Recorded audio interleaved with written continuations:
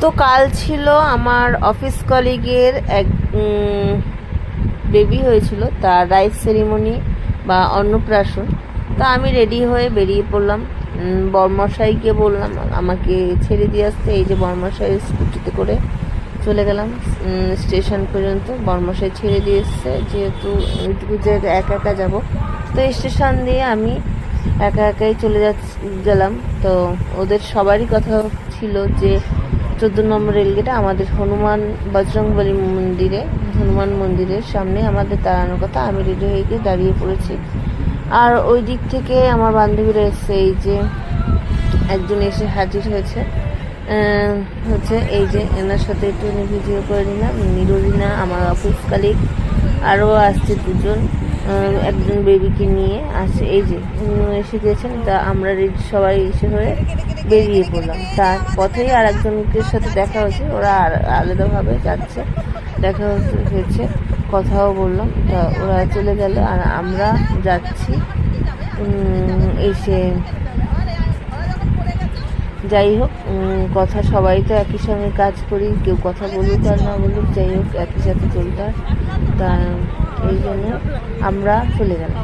তো এখান থেকে আমরা বেরিয়ে গেলাম, আমরা হেঁটেই গিয়েছি শর্টকাটে একটা মার্কেটের মধ্যে দিয়ে, যেহেতু ব্যারাকপুর মিনি মার্কেট বলে ওটাকে।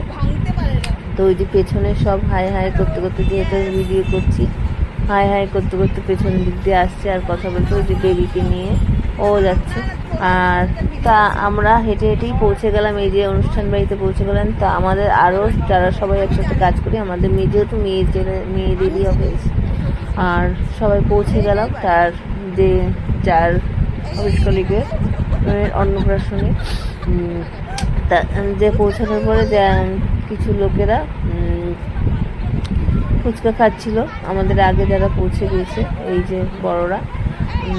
তা আমরা একটু দেখা করে আসি বলে দেখা করতে গিয়েছিল। এই ঢুকেছি, এই যে রাস্তার মাঝখানে যায় বেবির অন্নপ্রাশন, তার মায়ের সাথে দেখা হয়েছে। এই যে তার মা,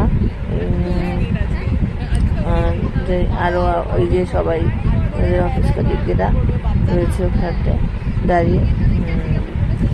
তা আমরা একটু আগিয়ে গেলাম, দেখতে যাব ভেবেছিলাম, কিন্তু বলছে রেডি হচ্ছে বলে আমরা যাইনি। তো এখান থেকে আমরাও সবাই মিলে একটুখানি, ওই যে আরও দাঁড়িয়ে রয়েছে ওরা, তার সাথে কথা বলে নিলাম। কথা বলতে বলতেই বললো সবাই ওই যাবে, কথাবার্তা হচ্ছিল।